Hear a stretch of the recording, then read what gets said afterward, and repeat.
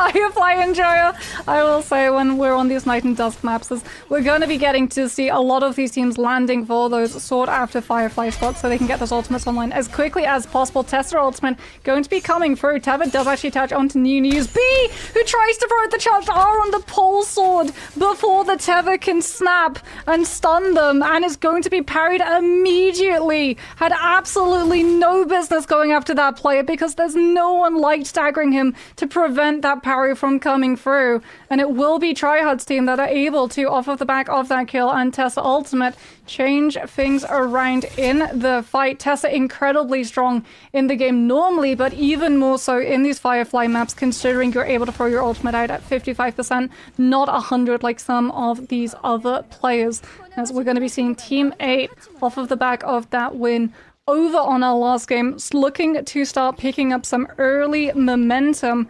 Casper's team, you were talking to me and saying that you were expecting Casper's team to be maybe one of those teams that did like to mix up a couple of their hero picks. If we do see a Hardy, it's probably going to be from them, as they're just trying to sort of experiment and see some of these compositions. Going to be running that traditional Sand Siphon at the moment, top tier of meta, as they head into Sunwings and start to figure out a loop pathing over towards center and then moving over to areas like scaffolding. You can find a lot of early loot, especially strong early loot for this composition that relies on it. Very similar to Transformers, right? You want to loot up as quickly as possible so your Takeda is able to get into that gold state of V3 and have it available when you go into Realm of Yang. Yeah, if you're just tuning in, the way Sand Siphon works, the way Takeda works, is the rarity of the weapons of the entire team buffs up his ultimate. It actually has ultimate rarity, where it goes from purple all the way to gold. And gold Takeda basically gives you a V2 stagger. Now we're going to see Omni Bear,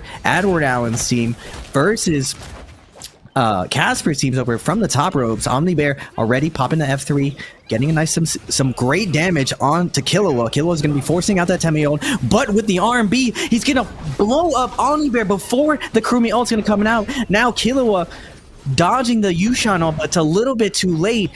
You never want your Kurumi ult to go down. Double Transformer does come out. Can they find a stagger right now? But between both of the buildings, it's going to be very hard for Adward to get any value out of this Monk ultimate. Killua on the top row. It's going to come in with the RMB, getting big damage, denying the res on the Yushan. Killua completely dictating the pace of this fight.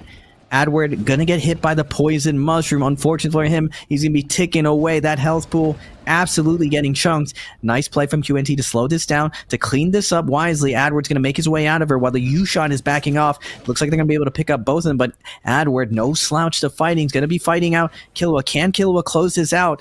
Adward with the overhold, gonna dodge out, doesn't want to release here. Killua, no gold F to his name. Follow-up, mix-up coming out from Adward. Now Adward on the buttery rock's gonna get a double hold. Killua has to be careful here. F's gonna come out again with the mix-up release. Adward putting Killua in a one hit point situation, but Casper with the backup and that heal is gonna close it out, and QNT is gonna claim dominance over here at Sunway. Smart stuff from QNT, because they were able to take out both players and deny the revive, as that Monk ultimate is going to be denied from New since Reverb able to claim the kill onto big mid-TN high transformation. Plan B coming in with that Yodo F2, now going to be going for that ultimate. V3 invested from Plan B, looking to try and find any spacing and teleportation to try and collapse onto this Transformer team, as well as keep them up and away from this Yushan. Actually jumping into that Farrier mech. V3 invested from their Farrier as well, using the boosters, putting themselves up onto that high ground to be able to pepper some of the damage onto a retreating team number 5, having to reposition off of some of the damage coming through from the repeating crossbow, just checking to make sure that there's no player sneakily hiding rather cheekily inside that purple bush with a couple of cannon shots coming through. Gonna now have to reposition themselves so they don't get grabbed out of that mech by Cat, who is going to be emboldened by that Kurumi F3 coming on through. Plan B throwing out that Yodo F2, buys themselves the time to set up the Scare Rush, actually Scare Rushing directly at the Monk. Gets grabbed. That's one. Cannon shot's actually going to stagger Cat from being able to find the subsequent slam, and Plan B is able to sneak their way out of the grab into a charge focus on that Katana to take Kun down. Kurumi ultimate is invested, but Plan B is still able to find all of the damage on the player sitting inside it. Cat's going to go down incredibly extremely quickly as well. And my goodness, what a Ferrier V3 to turn that fight around. The second that Plan B got grabbed out, that situation got so dicey for this team. This is one of the new compositions being used in China right now to counter Transformers. We're seeing it here over on our server now. MissU LQing an APF against a Transformers team. To get double grabbed right now. APF still has ult, but will he port them out? They have the advantage. They have the kill. Are they going to try to fly back in? MissU LQing, needing to heal back up to full. Do they want to re-engage with no ultimate? No, looks like they're going to back off here. This is one of the things I was actually talking about with IDC, is that when on these Firefly days, the hit and run of the Viper, Wu Chen, Tessa, or Yodo, it's a lot of situations where is it worth it, even after you're getting 2 kills, both teams have no ults, to re-engage? Because the possibility of third party, as we're seeing, another team, Little Sheep's team, coming in and third partying the same team. Sin's gonna get picked apart right now. V2 ult gonna be invested. DRX trying to make his way away from it, but the Yushan ult's not gonna be able to last. And with a singular ult, it's just so hard to survive the ferocity of a very coordinated third party strike. Little Sheep's team able to come in just with a V2 Viper third party, clean this fight up. And jabbing as well. Jabbing is OP. Does so much damage. Jabbing really is insanely overpowered with just how fast and how much damage it does, being able to play off of a lot of the staggers set up by your teammates. Banestrap also going to be out on the field for a little bit longer. For Team 2 to have been able to lock down some of those players, going to put themselves directly through it to now reposition and look for some of these other teams. Team 12 also in the area, starting to drift a little bit closer, having seen that Banestrap on the map and knowing that a fight had gone on down. Team 7 ever so quietly stalking team number 4, waiting for team 4 and 6 to take this fight before they make their presence known. Realm of Yang going to be spawning right in between all of these teams, everyone drawn out from the woodwork, looking to play for the positioning while holding themselves onto the portal. The Transformer team knowing that they need to go through it, considering they're still on blue.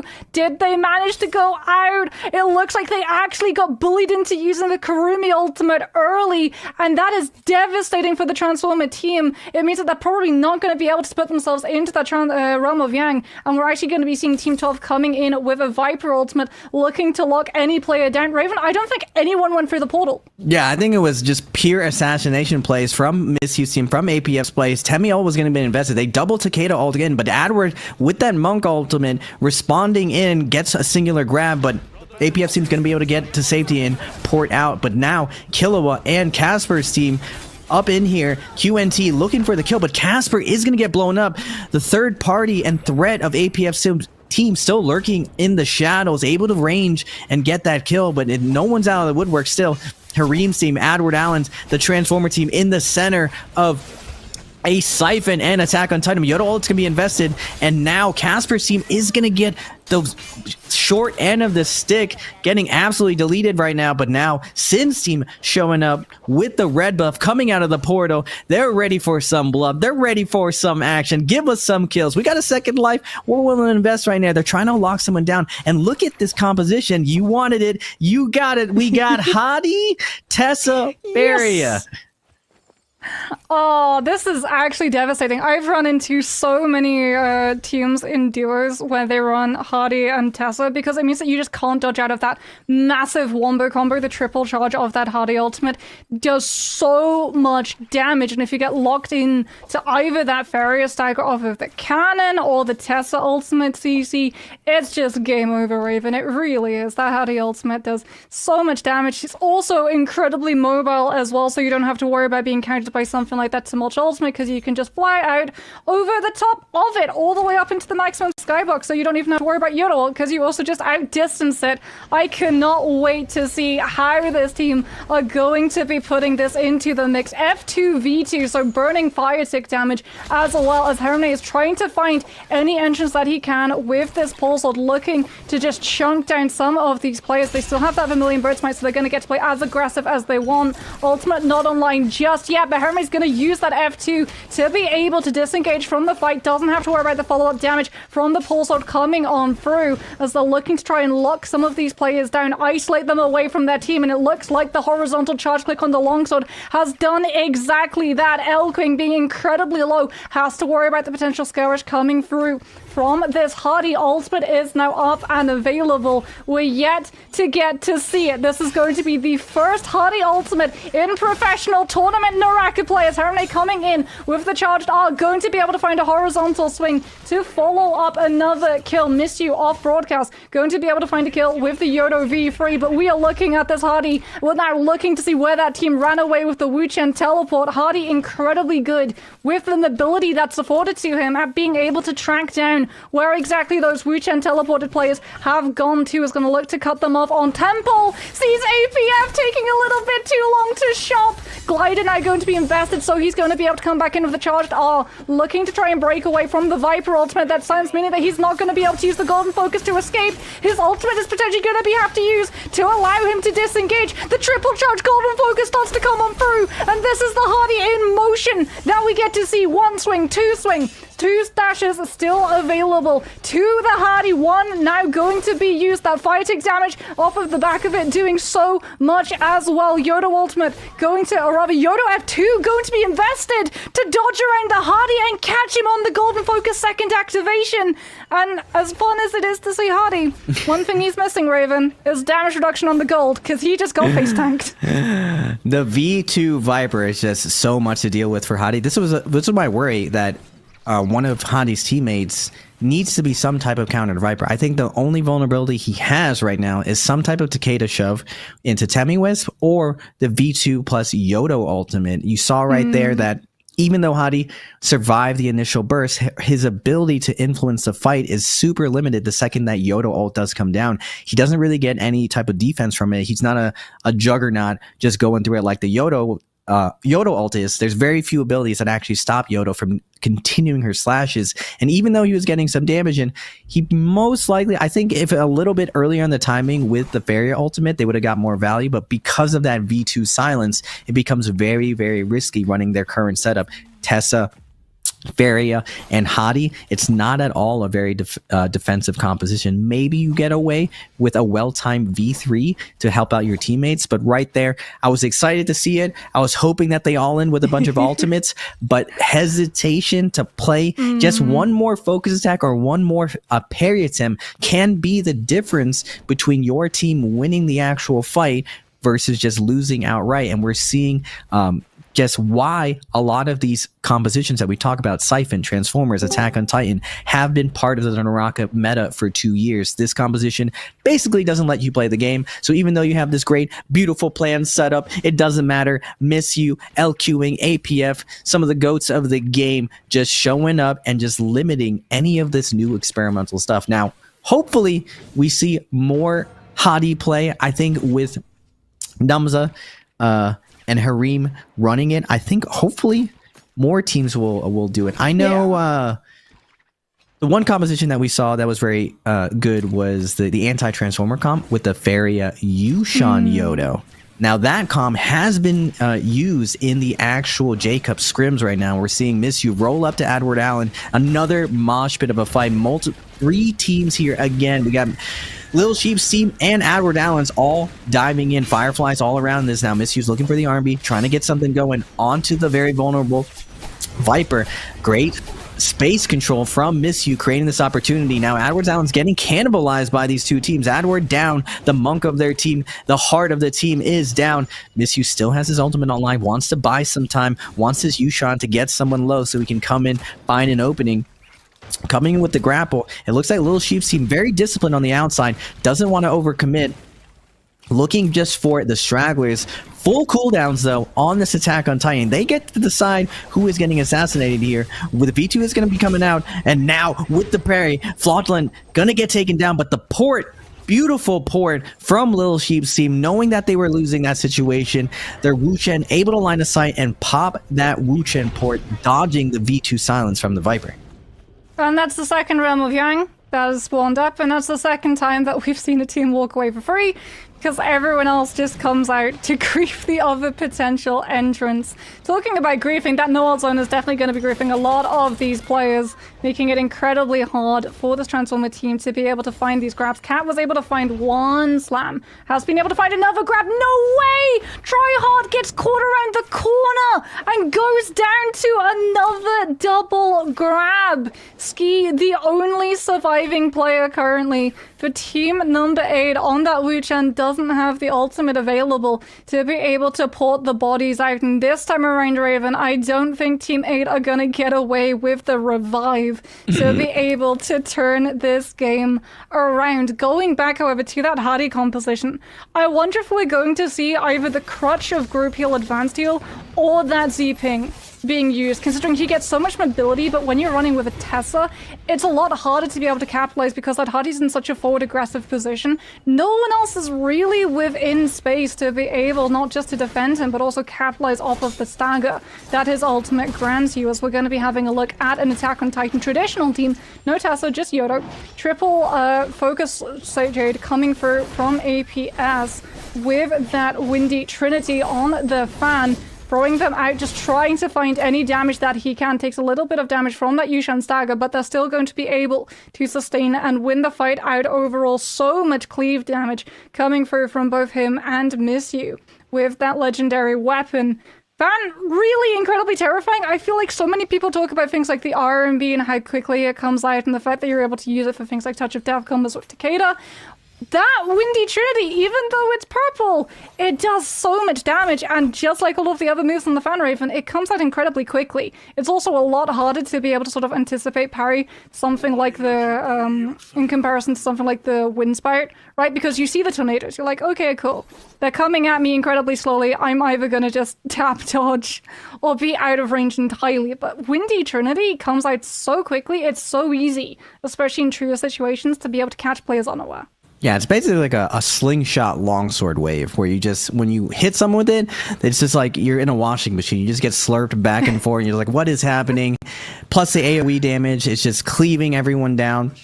That was actually DPCQ that APF team rolls over, but it looks like APF team is absolutely scaled out of their mind, and now we're going to see a new newbie and just as a duo left alive, fighting against just one player from, I believe, this is Edward Allen's solo player. They end up getting 2v1 right there, but they don't want to force the fight. There's a trio team lurking in the background, getting hit by that red mushroom too. They definitely don't want to fight after this when the dot tick starts happening. But over here at Celestia, QNT, Killua, and crew Casper, stuck in a Temi, popping the Temio, but it doesn't look like Killua was able to get out. He just gets absolutely deleted by Little Sheep's team. It's the RMB on that Fan. Like, he tries to go and disengage through the Smolch ultimate, and he just gets grabbed back before he can escape through the wind wall. It's going to be everywhere during Worlds. The Fan, the new weapon. Just Longsword has been a staple in Trios meta forever, and I would say it's the first weapon that now support players and that anyone running Longsword. It's easy. If you have to pick between the same rarity, you're almost always going Fan instead. Now, the Longsword does have a little bit of an advantage that it's only one hit, and technically you can dodge the first hit of Fan and then parry the second hit, so you don't have to commit as hard versus the Fan. But since it's so fast and since we run so little stamina in trios, it's a lot harder to do than in solos. In solos, you have full stamina, you have almost 4 dodges. In trios, you got like 2.5. You got to make your decisions nice and clean.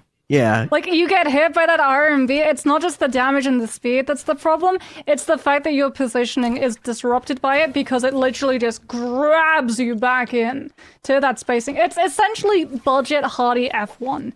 If you think budget Hardy F1. That's just rude to the fan. You don't compare it. The Hardy F1 is sorry, better. Better? Oh, better. F1. Okay, better. Hardy's F1 is absolute buns. That is a fun move. Maybe in the future if they nerf it, but the startup of the F1, it's not a combo break. It's like too slow. You are forced to take the F2 because, like you said, the startup golden focus on the F1 is too slow. Like, a lot of the time you can't use it even to soft combo break. Yeah. So you're forced to just take the F2 to be able to break out of some of those combo strings. Otherwise, Unfortunately, you can mash your F ability all you want, but if you're on a Takeda Touch of Death combination, you're not going to be able to do anything. What excites me about this is we've seen a lot of endgames. I was watching you and Rune casting the event earlier. We're seeing at least 15 to 20 man endgames. Everyone playing positioning, playing the chess match of holding up high grounds, playing the range game and waiting for someone to engage. I saw a ton of great positional control, using those cannons, using the burn damage to force action, because the rule of thumb for endgame is the team first to ult is usually first to lose. And how do you get another team to ultimate? Through range pressure, through your whole team holding a pocket cannon and putting out that damage. Now, Misyu coming in with the F2, and the assault burning his way through. Triple charge threat, gonna be able to chop in half this Viper with the triple charge, but he's gonna get taken down, leading the charge. Little Sheep responding in kind with this, and now LQing forced to pop the ultimate, but is it too late? Port is going to be coming out. It is Celestial. We got a lot of buildings to hide in. Great Port coming out from 7 to save his team. Oh, it's so unfortunate because the F2 is perfectly used to be able to secure that kill, but because you invested so early on, you don't have it to be able to peel off the attention that comes through from all of the other players in the area, because all of these players are grouped up incredibly close to each other. So it's not just about forcing ultimates from the other side, it's also if you actually take a fight, another team is going to show up, and they're not going to put themselves into that forward position where they can get caught out by a third party, right? They're going to go in with ranged. They're not going to come in with mechanicals. They're not going to come in with melee. They're literally just going to chunk away at you from afar. So there is literally no counter except things like the Wu Chen Windwall that we're going to be seeing. 13 players left alive. Celestra soon to be outside of this zone. Team 12 potentially going to be running into Team 2, who are going to be making it pretty costly for them to be able to reposition. Misyu has been brought back by the rest of their players. The Team 2 know that they're in the area, and there's the range projectile exchange that we have come to expect in this lull phase. As we were talking about a little bit earlier on in the broadcast, Astral Cup feels like after all of these weeks of play, the players have now returned to that more traditional tempo of Naraka, and that means that we get these more downtime phases where, as you said, Raven, everyone sort of bullies each other, but no one hard committed. It very much is just, you know, kicking each other's feet under the table, but no one actually wanting to throw a punch. Yeah, leading into these endgames, the reason why in Pro League, a lot of teams, it's a little bit more stacked in endgame, it's just a lot of teams accept the fact that they cannot go Yang, because the Yang depletion will put them in such a tough spot they won't be able to leverage points. But inside NA, there are a lot of teams that believe in their skill and believe in their ability to win inside Yang. So no matter what, that means at least out of the two sets of Yangs, 4 teams will get deleted from the lobby no matter what. And usually a 5th team gets picked off. So now on a Firefly day, with the extra horsepower of Fireflies and Ultimates, you're seeing a lot of these teams going down. But seeing Kuhn, DCR, Cat showing up this endgame, no surprise. These Kuhn and DCR went to back-to-back worlds. Now, they didn't make it this year, unfortunately, with LZQ, but they're still hard at it. This is going to be their last season here, actually, in the States. For the first time, we are losing a lot of the top NA teams. So right here, folks, this is the last time you're going to see some of the greats do it here on the NA server. They'll probably still continue to compete within CN, but they won't be doing it here anymore on that traditional Transformers. DCR has played every single role for this team. He's played Monk. He actually's never played Yushan, but he usually switches between Monk and Kurumi. Super talented player. He's always been their general strategist for this team. Their lead in-game leader sometimes, but overall all their strats is run through DCR and formerly Game Too Hard as well. Now, with 13 people alive and going into this end game, this is a tough spot for Transformers to get value. Now, normally, Transformers, they love getting those nice line of sights, able to get grabs from multiple different teams, but with every single corner potentially having a Viper with silence coming off and not having good line of sights, it's going to be tough for them to eke out even more kills from this. They're already up to 6 kills, but ideally, Transformers wants to close out this lobby with at least 5 to 6 more kills, considering they are an endgame comp. But Celestra, not the best spot. Now, what is the best spot? Yodo. That is a CQB warrior. That F3, her ability dictates just so much space in this, and then the Yodo slashes going through the wall. Having this exact spot is going to be dicey. I imagine it's going to be going to heal off. No one's going to force action right here. We saw a lot of this play, even within the J-Cups. Teams holding long swords, and in this case, fans, and just throwing folks attacks over and over at every single window. If you come into here, there's a good chance that F3 Yodo is going to lock up the door, and you're not going anywhere. I'm sure there's probably... Ski is still alive. There's a couple solos and duos that will get picked off transitioning to this late game. Yeah, and I mean, at the moment, everyone is waiting for that transition into late game. Everyone waiting for the zone to start to move these players out of position. No one wanting to make that move first and give up some of these safe spots. Team 12 not actually going to be spotted by team number New running directly right past them. They're going to be very happy about that, because if it does go to that full zone collapse, it's all about these Vipers and these Yodos. The Wuchen teleport, yes, can be used for that iframe, and the Windwalls can come in clutch to be able to save yourself from disengagements and going down when your health is incredibly low to a ranged shot. But the Viper ultimate to set the Yodo ultimate up as that zone collapses and you can find full value from the stagger off of that V3 ending is going to be what really dictates who's able to walk away the win. There's Ski actually on the Wuchen, knocked outside of the zone, having to use that ultimate to be able to reposition himself back onto the sidelines. Transformers team putting themselves onto the high ground. At least you do have the jumps to work with if you get knocked off of that area. But it is going to be using a lot of that ultimate duration to keep that position. Dreadful Whale also coming through. We've got the wind spout on that fan now being invested as team number 5 basically carved their name into that rooftop location, giving away the soldiers that they have so that no one really wants to pressure this monk into using that ultimate early. They've been able to figure out where some of these teams are around the sidelines of the zone and actually forcing them out towards more of the open to try and catch them out as they have to reposition when the zone starts to push them off of these angles, putting themselves into more open space and allowing Cat to have more opportunities to look for some of these grabs. But unfortunately, while that monk can sit on the high ground, like you've already pointed out, Raven, if a Yoda was able to get into the building below him, she can use that ultimate, look directly up, and still catch on to the monk without fear of being grabbed out of the ultimate once the first golden slash has been used. Flamer, however, is going to make it incredibly hard for some of these players to be able to hold that position. We're going to see everyone, as a result,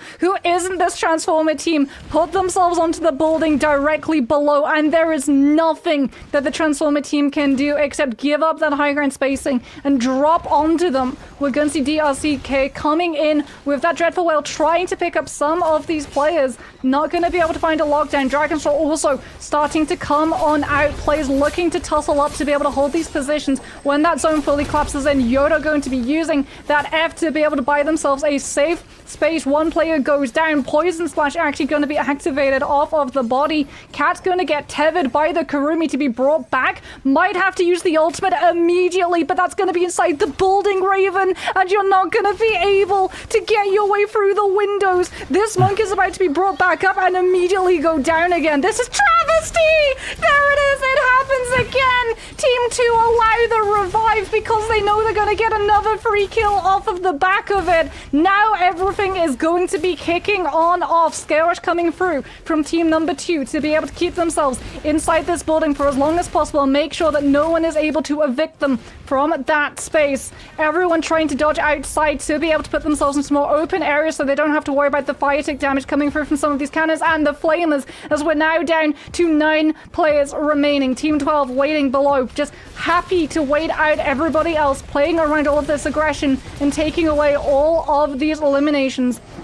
Viper ultimate going to be invested. Flatulent trying to set it up, taking so much damage coming through from team number 2. 7 gets stunned. Kun coming in with the Yushan ultimate, going to be able to find some damage, connecting onto team 2 7 and taking him down with the spear. And it's actually going to be team 12